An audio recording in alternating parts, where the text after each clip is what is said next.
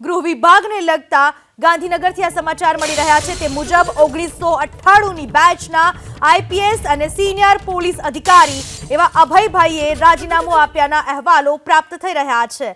હાલમાં કરાઈ પોલીસ તાલીમ શાળામાં સેવા આપી રહેલા અભય ચુડાસમા ઓક્ટોબર મહિનામાં નિવૃત્ત થવાના હતા.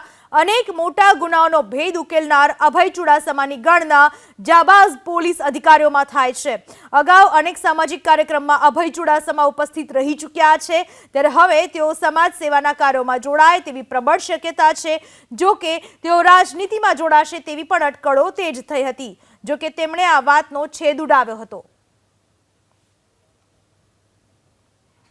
સુરેન્દ્રનગરના કાર્યક્રમમાં કે ભાઈ હવે અભય ચુડાસમા રાજકારણમાં આવશે, રાજીનામું આપશે, નિવૃત્તિ પછી આ કરશે.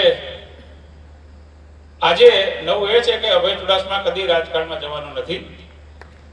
નિવૃત્તિ પછી અભય ચુડાસમા ફક્ત સમાજની શિક્ષણને લગતી પ્રવૃત્તિઓ સિવાય કોઈ કામ કરવાના નથી.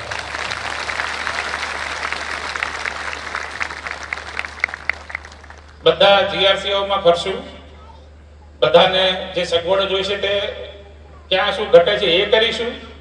ગામે ગામ ફરી અને વિદ્યાર્થીઓને ઓળખીશું, એમને બહાર લાવીશું.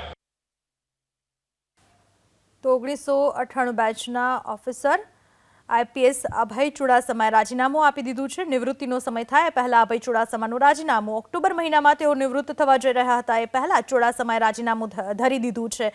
જો કે રાજનીતિમાં જોડાવાનો ચુડાસમા ઇનકાર કરી ચૂક્યા છે. સમાજ સેવાના અનેક વખત નિવેદન અગાઉ આપી ચૂક્યા છે.